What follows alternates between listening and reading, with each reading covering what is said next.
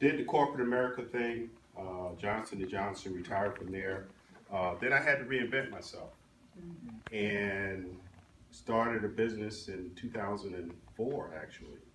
It's an EMR system, electronic medical records for mental health. I don't have brick and mortar, but we have clients in North Carolina, South Carolina, and Georgia. Our first big account was Grady. So I guess the takeaway is you don't always see what we are doing as a people, but we're doing things. And we've been very successful, been in this community. Martha Randolph, my sister, she's really my sister, but she's not my sister, was the first black business person first black person that we met when we came, because you come to a community, you go to a church, you go, so where you get your hair done? Where you get your hair did? Everybody said Martha, so we met Martha, and I thought it was Pam Grier when I first met her.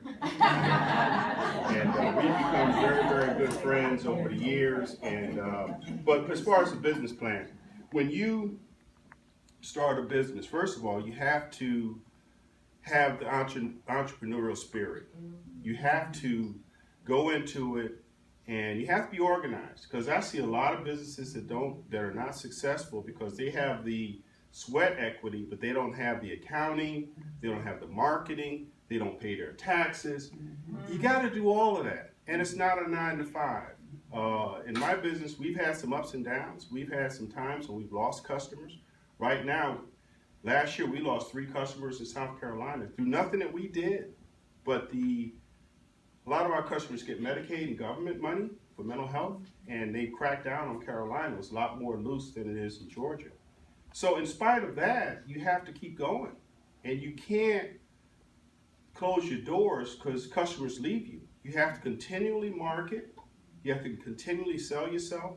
Whether you realize it or not, if you're going to be an entrepreneur, you're in sales, and you're selling yourself every day. Every time you meet somebody, you ought to have an elevator speech, a 10-second speech. Why, if I had to tell you why you should use my product, I'll tell you why. And I can tell you some references. We were lucky enough to land Grady, which is the largest mental health facility in the Southeast. And we were very successful with them for a number of years. And then they went a different way. So had we just rested on our laurels of Grady, we would have been out of business. But we grew smaller providers, mental health providers. So when Grady left, yeah, it was an impact. It took about 50% of our revenue away, but that 50% that we had to grow it, and we did. And we're still in business. I just realized we've been incorporated since 2004.